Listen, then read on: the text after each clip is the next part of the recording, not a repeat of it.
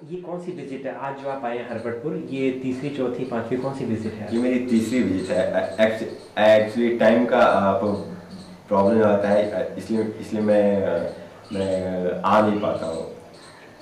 अच्छा, चंडीगढ़ वर्कशॉप के बाद जब आप वापस अपने हॉस्टल में लौटे तब क्या हुआ? तब क्या मुश्किल चीज़ें? बिल्कुल, मैं एक बात बताना चाहूँगा कि ऐसे में क्या हुआ। मैंने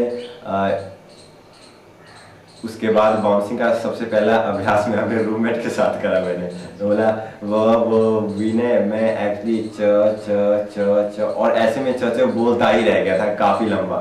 लेकिन मुझे काफ़ी अच्छा लगा कि उसने मेरी बात को कंप्लीट नहीं करा और मुझे ही बोलने का मौका दिया गया। इससे मुझे काफ़ी अच्छा लगा और फिर मैं अपने सारे फ्रेंड के साथ मतलब मेरे लॉबी में जो रहते थे, जो मेरे फ्लोर पे रहते थे, उनके साथ मैं धीरे धीरे, सीरियसली तो नहीं पर मैं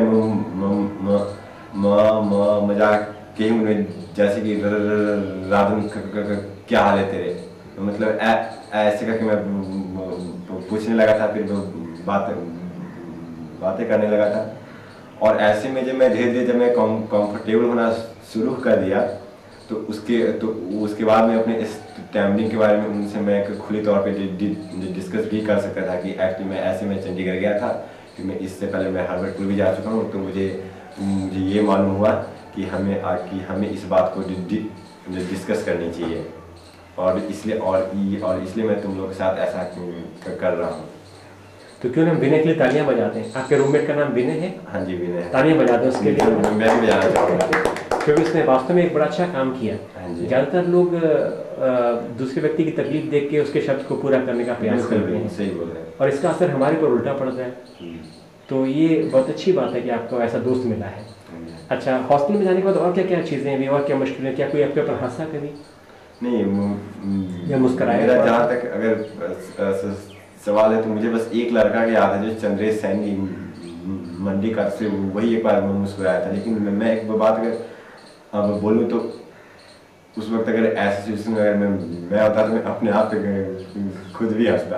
मुझसे उसका नाम ही नहीं निकल रहा था, मुझसे चौ बोला था कि चौ भी नहीं हो रहा था, बस चौ ही कहते रह गया था मैं। ऐसे में उसने बस सिंपल सा एक बात बस मुस्कुराया, बाकी ऐसा कोई घटना नहीं हुआ आज तक जिसमें कोई मुस्कुराया। तो यहाँ पे हरबटपुर में आने के बाद आपने क्या क्या बातें सीखी? एक तो आपने एक्सेप्टेंस सीखा, एक आपने बाउंसिंग सीखी, और क्या सीखा इसके अलावा? सबसे बड़ी बात है कि जो अपने आप में बदलाव लाने की चाहत होती है वो मुझ में आई और ये मैं समझता हूँ कि ये मेरी सबसे बड़ी उपलब्धि रही है। असल में बदलाव की चाहत जो है ये एक ऐसी चीज़ है कि कोई भी थेरेपिस्ट या दोस्त या माता पिता पैदा नहीं कर सकते किसी इंसान में। तो थोड़ा मैं और गहराई में जानना चाहूँगा कि आपके अंदर ये बदलाव की चाहत कैसे आई और अभी क्यों आई, पहले क्यों नहीं आई, या और लेट क्यों नहीं आई?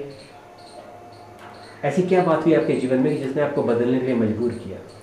देखिए, ऐसा बोला गया है कि गुरु के बिना ज्ञान का।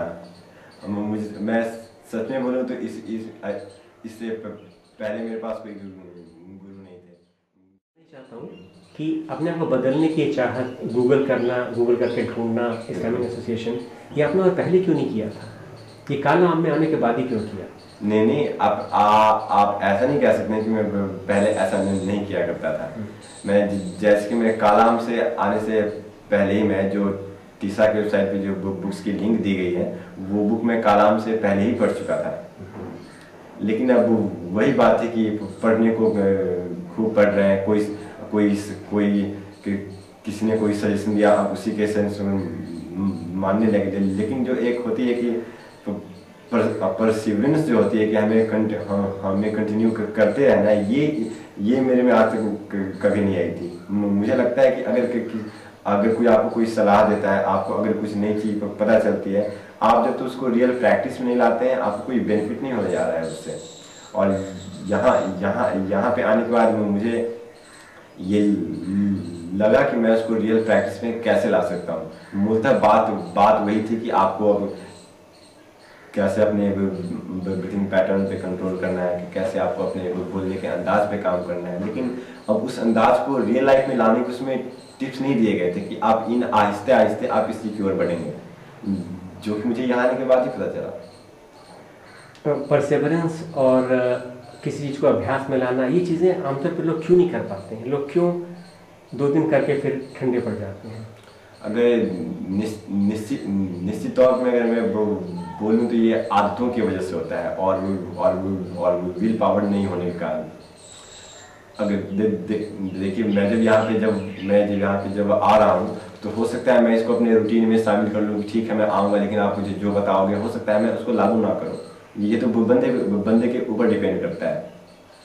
मतलब अगर हमने एक चाहत रखी है तो एक बर्निंग डिजायर होनी चाहिए कि नहीं मुझे ये चीज़ चाहिए और मुझे ये चीज़ करना ही है। यही काम मैंने करा था कि आप मुझे जो भी सलाह देते थे मैं उसको बिल्कुल ही फॉलो करता था। तो ऐसे में इस चीज़ पे मेरा विश्वास भी आता गया कि नहीं मुझे इसी को और कंटिन्यू रखना चाहिए, और वो विदाउट सोचे कि क्या होगा या फिर मुझे क्या मिलेगा। पिछली बार जब आप आए थे तब हमने क्या क्या चीज़ें डिस्कस करी थी, उनका क्या परिणाम निकला, उनको आपने कैसे लागू किया, उसे लागू करने में कोई मुश्किलें आई, इसके बारे में थोड़ा बताएंगे? हाँ बिल्कुल।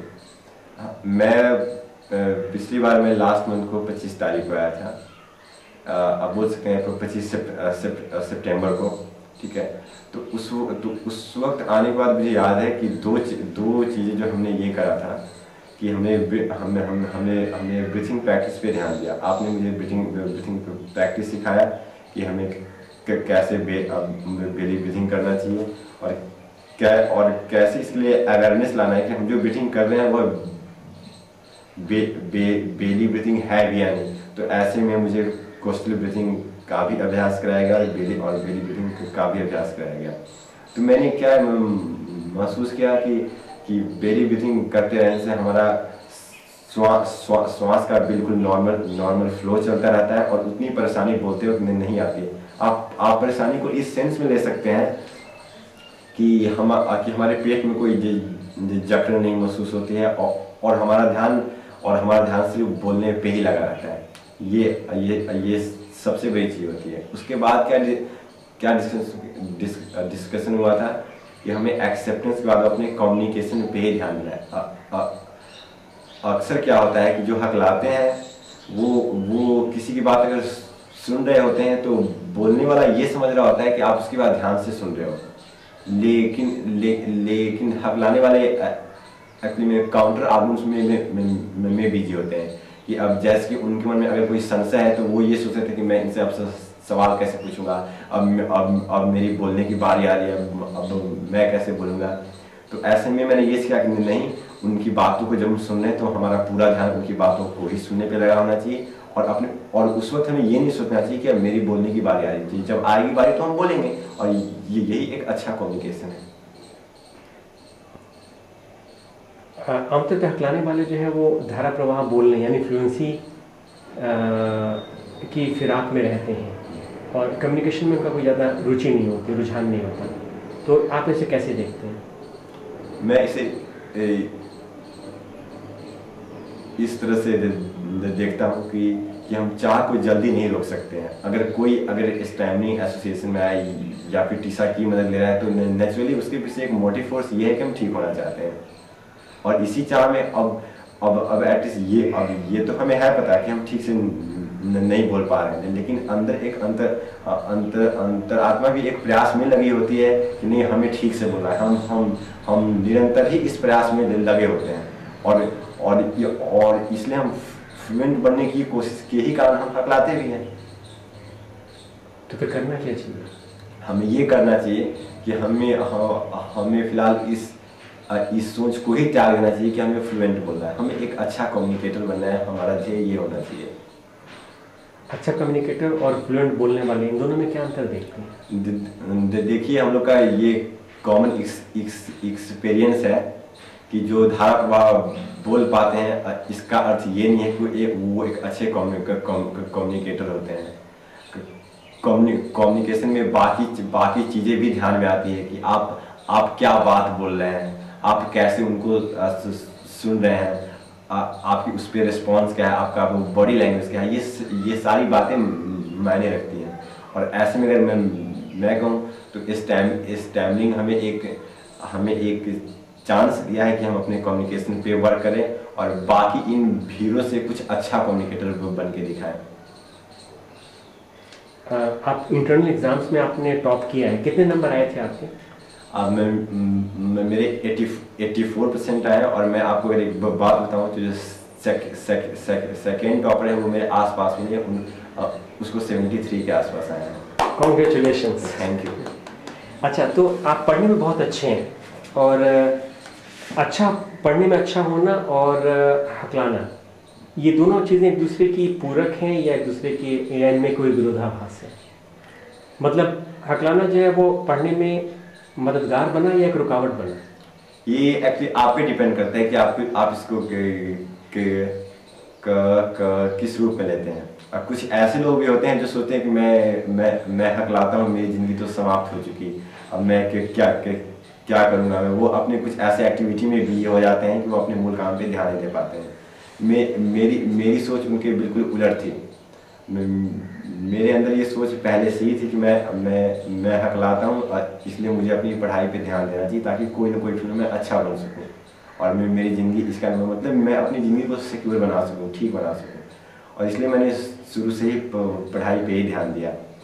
अब बेसिकली चीज़ क्या होता है कि स्टैमिना का आप ये नहीं बोल सकते हैं कि आपको प्रॉब्लम नहीं आती है। प्रॉब्लम आती है और प्रॉब्लम इस तरह आती है कि आप स्टैमिना के कारण आप में लज्जा के भाव आने लगते हैं। आपको अगर कोई सवाल अपने लेक्चरार से करना है, आप सवाल नहीं कर पाते हैं। अब इसके कारण आप में कन्फ्यूजन अंदर आ जाती है। उन्होंने अगर कोई सवाल पूछा है तो आप सवाल का आंसर नहीं आप देना चाहते हैं, जानते हुए भी आप नहीं देना चाहते हैं, मेरी स्टैंडिंग सामने आ जाएगी। अब इन सब चीज़ों के कारण क्या होता है कि आप पर एक प्रेशर बना हुआ रहता है। अब आपके कन्फ्यूजन नहीं क्लियर हुए, अब आप कोई सवाल का जवाब नहीं दे सकते हो, तो ये यानी कि आप जो रियल में अंदर में है वो आप बाहर ला ही नहीं सकते हैं। ये यानी कि अगर आप तेज भी हैं पढ़ने में तो वो भी नहीं जल्दी सामने आ पाता है। तो ऐसे में मुश्किलें तो आती हैं, लेकिन एक और बात है कि हमारे जो एग्जामिनेशन सिस्टम है वो मेनली रिटन बेस्ड है और इसके और लिखने में कोई हकलाहट तो होती नहीं है। आप अपनी प्रतिभा को बिल्कुल सामने ला पाते हैं और इस तरह आप एक तरह से ये भी बोल सकते हैं कोई बड़ी बाधा नहीं है।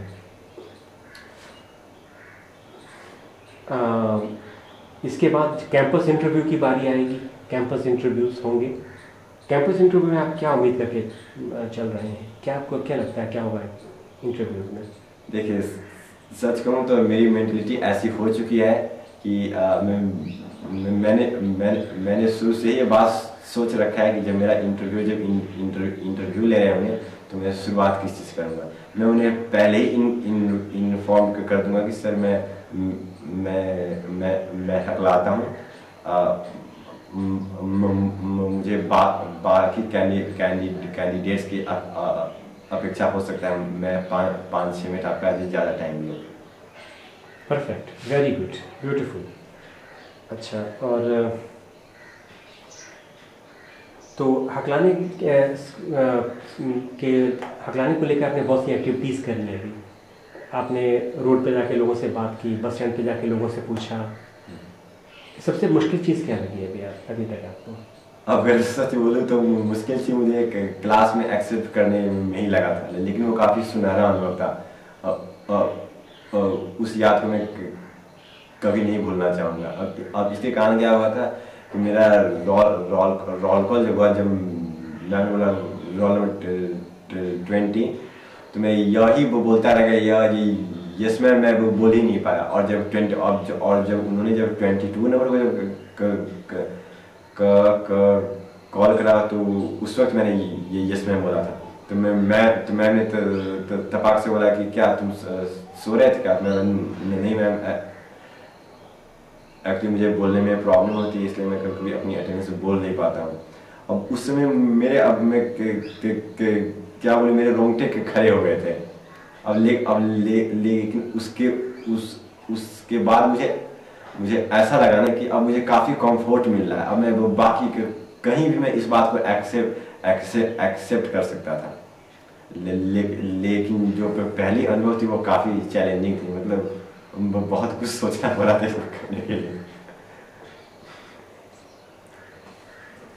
दूसरे यंग लोग जो हकलाते हैं उनको आप क्या संदेश देना चाहोगे? अब संदेश तो बस यही यही यही देना चाहेंगे कि जिंदगी के कोई भी प्रॉब्लम, हकलाना भी एक जिंदगी की उन प्रॉब्लम में से एक है। यह सबसे बड़ी प्रॉब्लम तो बिल्कुल भी नहीं है, बाकी और भी बहुत सारी प्रॉब्लम्स होती है। ऐसा नहीं है कि आप नहीं हकलाओगे तो आप पूरी दुनिया जीत लोगे। आप अगर अपने मूल काम पे ध्यान दें, अगर आप पढ़ाई कर रहे हैं तो आपको पढ़ाई पे ध्यान देना चाहिए। आप अगर कोई बिजनेस या कोई व्यवसाय कर रहे हैं तो बेहतर है कि आप उन पे ध्यान दें। और हकलाहट के बारे में ज़्यादा मन में ये ना पालें कि मुझे फ्लुएंट होना है। आप अपने कम्युनिकेशन पे ध्यान दें और यही बेहतर चीज़ होता है।